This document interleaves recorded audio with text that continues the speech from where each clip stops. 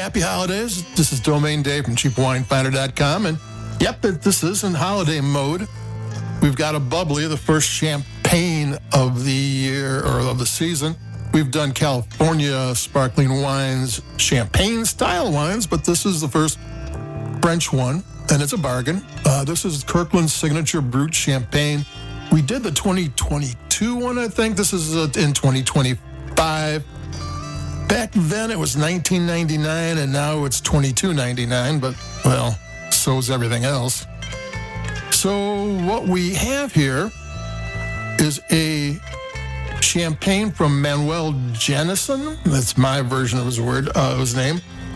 He is a fifth-generation champagne winemaker.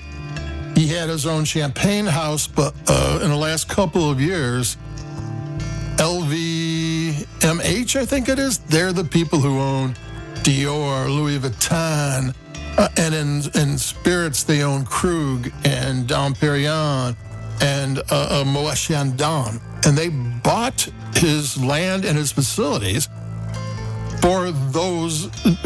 There's a whole list of high-end champagnes they own.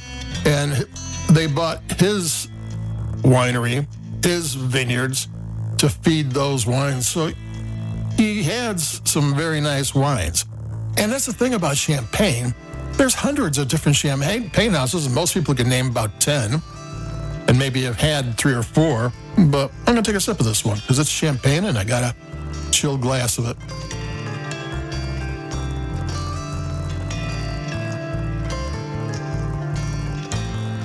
One thing a little different about this one, there's 3 main grapes in champagne, and this one leads with Pinot Meunier.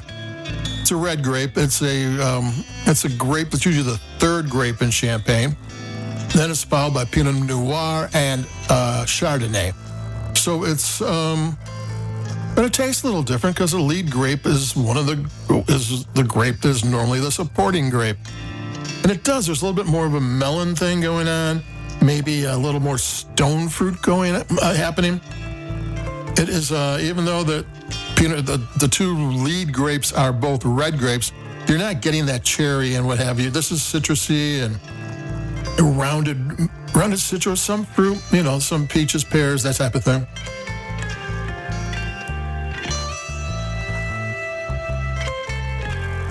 A little bit of peach and pear, a little bit of tropical fruit, a hint of, crusty bread. And it's kind of long and lean. It's got really good length to it. Flavors are all pretty good. The more you sip it, the more you like it. Did I say it's $22.99? This year, a local big box wine and spirits shop is doing G.H. Mumm at $19.99. Another actual French wine house. And Mumm of California just got bought out by Trinchero, so it's no longer a part of Mumm's of France. So there's things happening in the champagne world, but I've got a glass of champagne in my hand, and even though it's Kirkland's signature Costco champagne, it tastes really good. This is real champagne. I mean, just because it's cheaper does not mean it's any less of a champagne. I mean, since he sold off his vineyards, these are all contracted vineyards, but that is how 90% of the champagne is. I read somewhere where the leading budget wine, if you can call it $35, $40 wine budget, uses 100 different vineyards, and they make 1 million bottles of it. This isn't that much. This is just for Costco. But it's someone who knows how to make good wine. And this is a good bubbly. That's all there is. Champagne houses take a lot of effort to get the same. This is a non-vintage wine. So they get that year after year.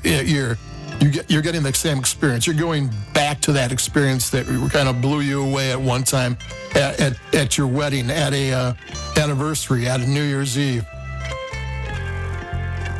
Are these wines the same every year? They don't have to be. I mean, Costco is not a champagne house. he can come up with a different blend every year, which is one of the things why you probably should go back and try it out over the course of the year, because he might be doing different things, getting different grapes are more affordable to him. When he had his own, he had mostly cru vineyards, which are,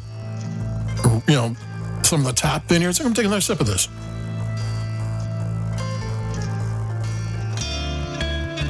Yeah, it's a good champagne. Keep it nice, chill on it. This is one of those wines you want to get an ice bucket and you want to get some ice. Because once it warms up, it's kind of less luxurious. But when it's nice and cold and it hits your palate just right. It's Brut, which means it's not sweet, but there's a little bit of roundness to the fruit. So that's not a bad thing at all. That kind of helps this wine out. You can pay a lot more, and if you do love a champagne that costs more, then by all means, get the wine you love. But if you just want to try a good champagne this holiday season, with the prices higher everywhere you go, if you can find a real champagne by somebody who's a fifth-generation champagne maker, who knows what he's doing, and he's selling it to a Costco who is really good at coming in at low prices and has a really good reputation. Costco's got a very good reputation on choosing the wines that they sell. I don't always love every one of them, but I think they all are quality. Just because you don't like a wine doesn't mean it's a bad quality or has bad quality. So there you go. This is the Kirkland Signature Brut Champagne in 2025. I had the 2022. I liked it then. It was affordable luxury. This is a little bit more expensive, but still affordable luxury. And is this worthy of New Year's Eve? Yes, it is. Is it worthy of a 50th anniversary? Yes, it is. Is it worthy of a wedding toast? Yeah, it is. It's champagne, and it's good champagne. So adios, keep it cheap. This is Domain Dave. We'll have more wines coming up for the holidays, and I'll be talking to you in a couple of days. Adios, keep it cheap.